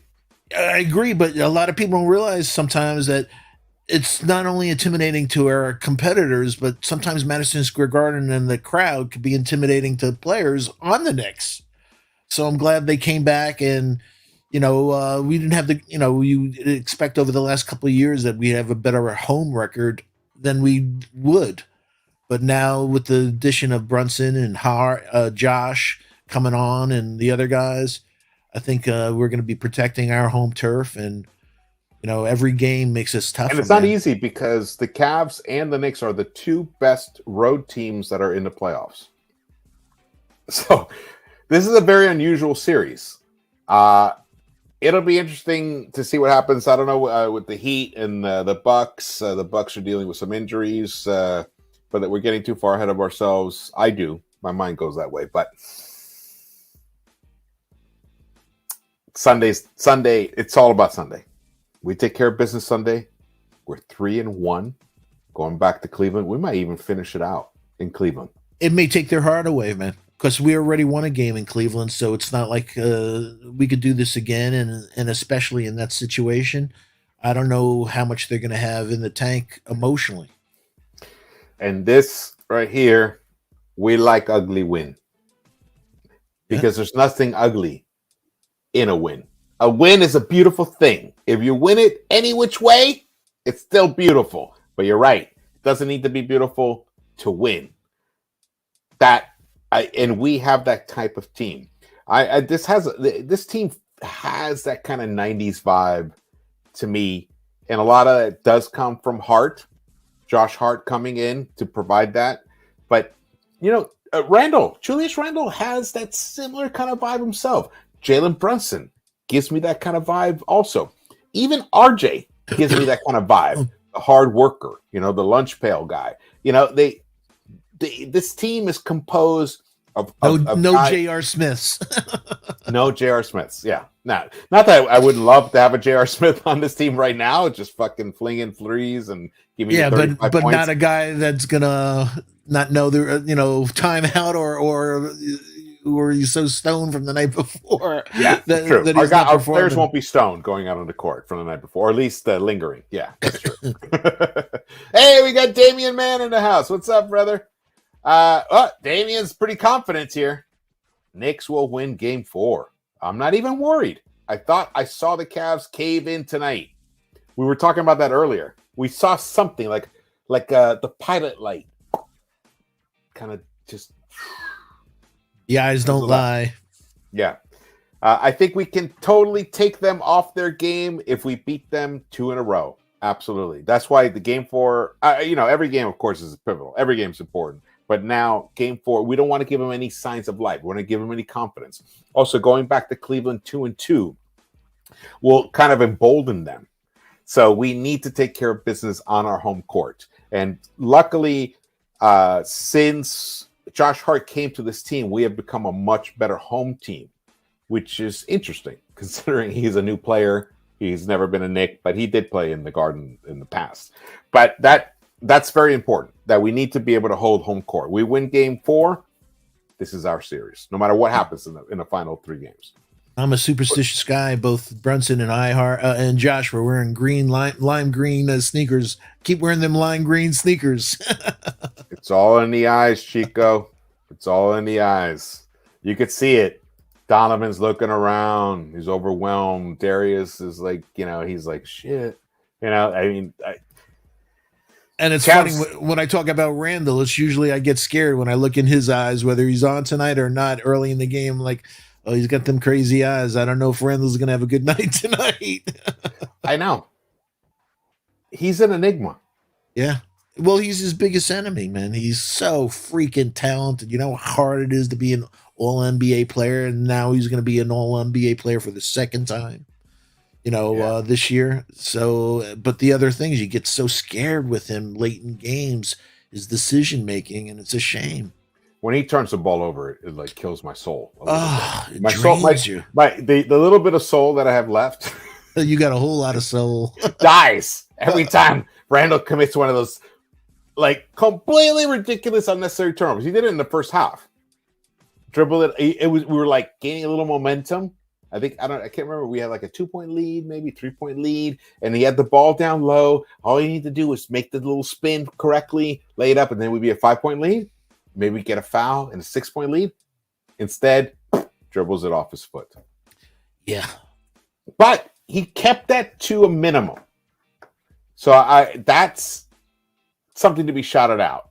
That he didn't like keep doing that. He only committed 2 turnovers, so there was only one other turnover other than that one in the first half. So but he's still averaging 4.3 for the playoffs.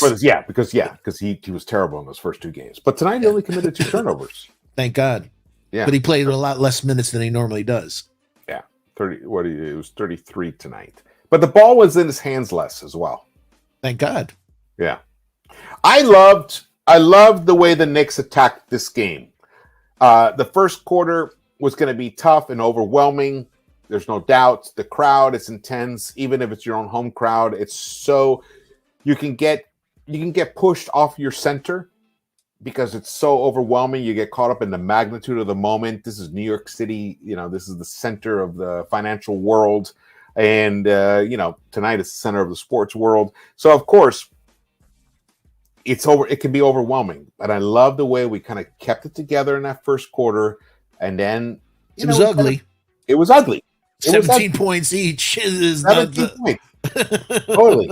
And then in the second quarter, we held them to 17 points again, but we scored 30. And then the third quarter came out, and we created a little more space. But the fourth quarter, that's what we were talking about this earlier. Teams that close quarters strong usually win, and we did it 3 out of the 4 quarters, and that's how we won this game. Yeah, there's no more third quarter of doom. Yeah, that's gone. And that I got to say, I think Josh. Josh Brunson. Hart and Brunson. I was going to say Brunson first. Yeah. I was going to say him first. Yeah, you have to say Brunson first.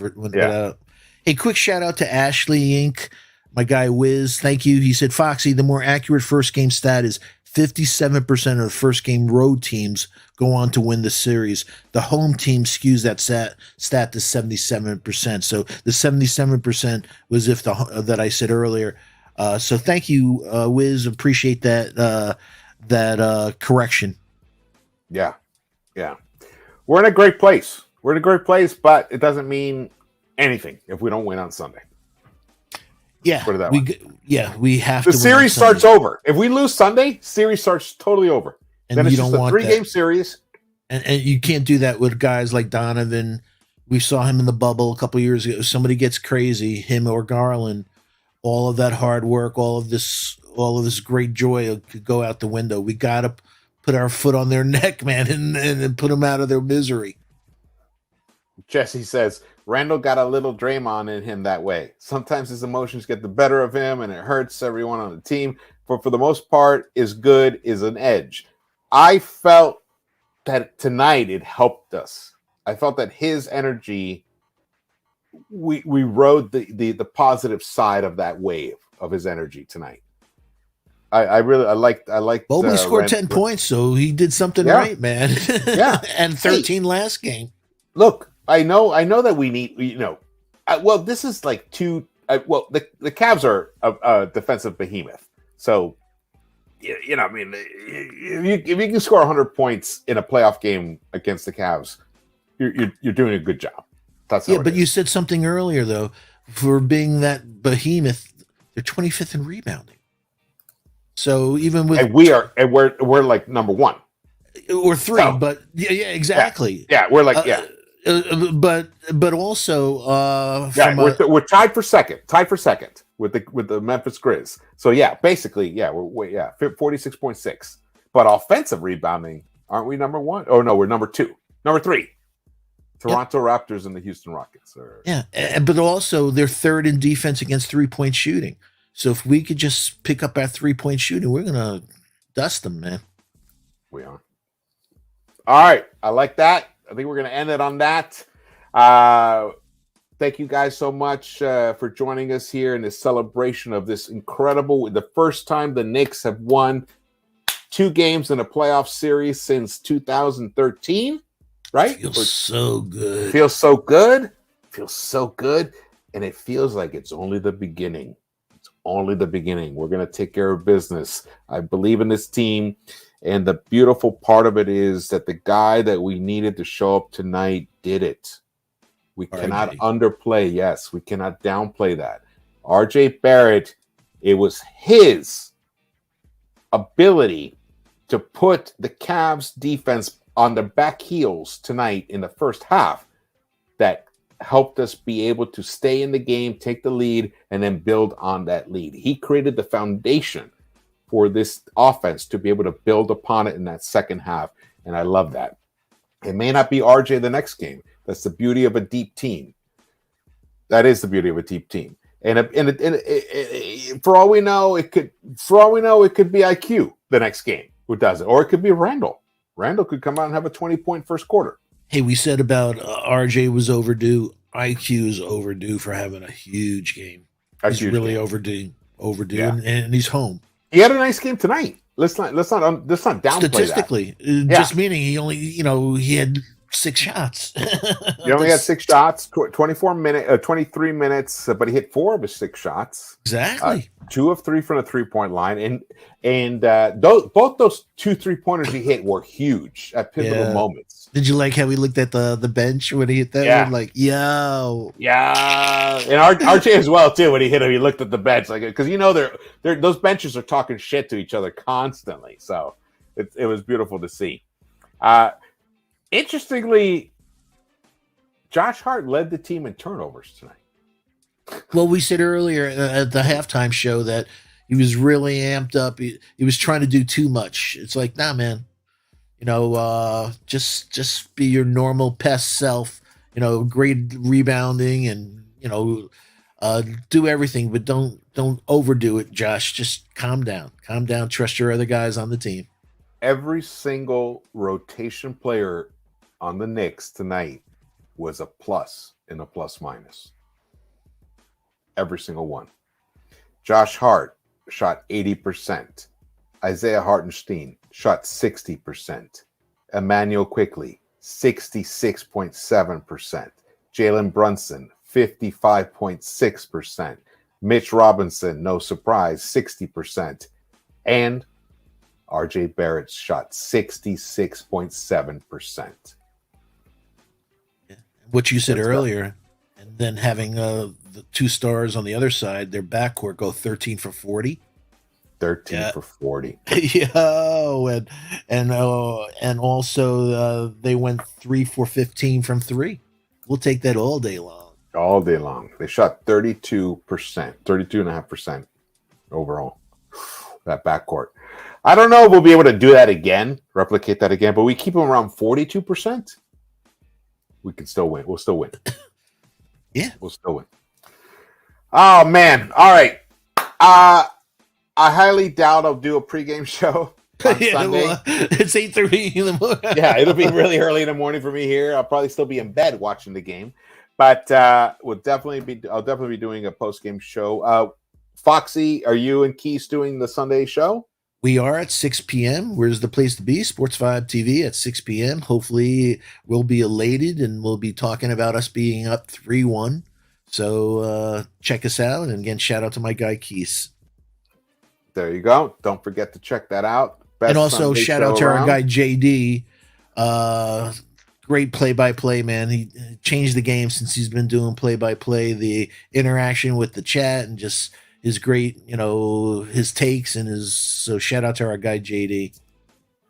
Absolutely. He does an awesome job there in Magnificent. KFTV. Yeah.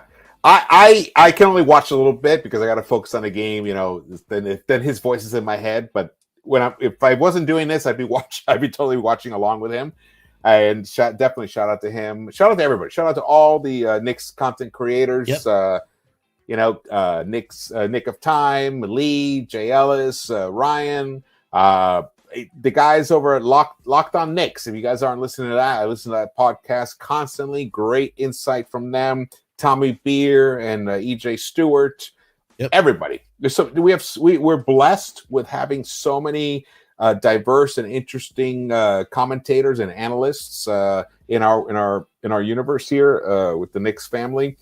We're blessed in that way. I just hope that the Knicks keep winning so we can continue.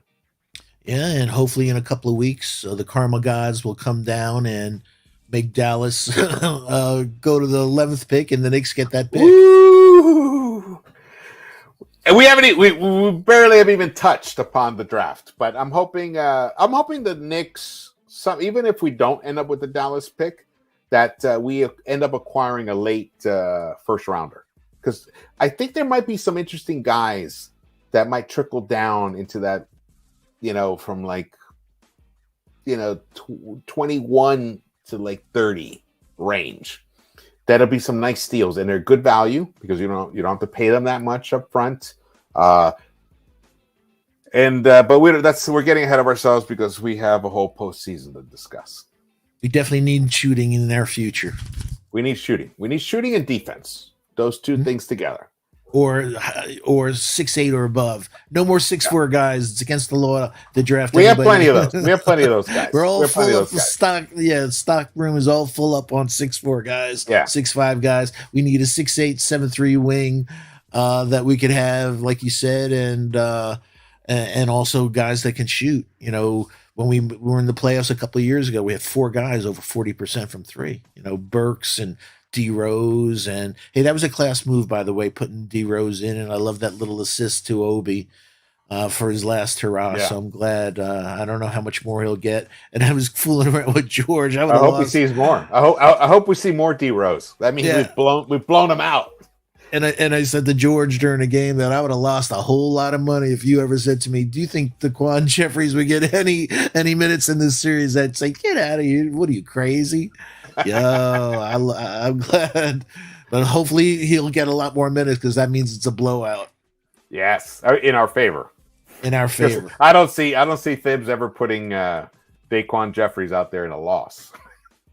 Well, maybe if it's a blowout, but I just don't know. If it's that would be. I don't think he'll put out D Rose again.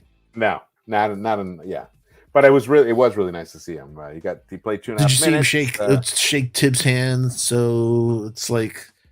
You hate, seeing guys in the twilight of their career where they're just not the same player anymore. It's the reality of life. It's the reality of life. Father Time is undefeated. Father Time is undefeated. Some guys do, last longer than others. LeBron Jameses of the world and stuff. But generally, Father Time is undefeated. But it was a great moment to see him there. The Garden loved it. The crowd loved it. It was a nice way to celebrate that win, seeing him out there.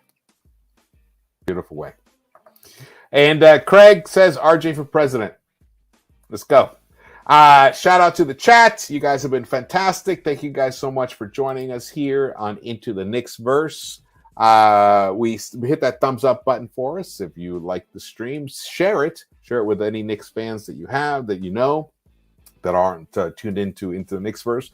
It'd be great to share it, and drop your comments. If you're watching this on replay later on, drop your comments. We read them all. And what's up, Miles? Miles needs like a little Knicks jersey. Yo, yeah, baby. And believe me, he's a dog on defense too. He takes after his daddy. That's great. All right, well, Foxy, thank you so much for joining me. I love hanging with you. This was great. I really appreciate you coming on. It wasn't we didn't really plan it necessarily, but this was awesome. Always your insight is phenomenal. Your takes, the way you look at the game is just truly something that I appreciate it. I did before I even started doing this channel. I was listening to you, and I really appreciate all your insight. Even when I don't agree with it, it makes me think about things in a different way, and that's the beauty of it all. We don't have to agree always, but it doesn't mean that you can't still take something interesting from discussion, even if you don't agree with it. And I love that. But we're kindred spirits. That the basis of all of our takes, though, are research. Absolutely right. It's not like whims. We back stuff up based upon our research, like you said, our data. And our analysis of it all. We're definitely data-driven people. Absolutely. All right, shout out to everyone in the chat. Francisco, Amazement, Jesse, who we got? Craig, Edward Walker. Who else we got? Big L. My girl, Geraldine MacGyver. Geraldine's in here. I didn't see her. My favorite girl and my favorite bowler. Manchild. Shout out to Manchild. Jesse Rodriguez. Rodriguez. Was a great night. This is a night to celebrate. You guys have fun. I mean, I was kind of late there in New York. It's about 1:30. Hey, this last call is 4 a.m. in New York. Get out there. Let's go. YouTube. Not in my house. It's 5 o'clock all day long, all night Roxy, long. I'm gonna light up a bowl. Me in too. Celebration of this. Tonight is a deep purple punch night. Deep purple punch night. Awesome. We got Palace Shenanigans in the house. She came in at the last second. Oh, Gerald, I see Geraldine now. What's up? Shout out to you. Shout out to you, sister. This is look, we've been doing this for a long time, all of us together. We're finally on the plus side of something. Up 2-1. And the next game is at Soon to be 3-1. Soon to be 3-1. All right. Shout out to you, the city that never sleeps. Yo. We will see you around the Knicks-Verse. Hit that bass.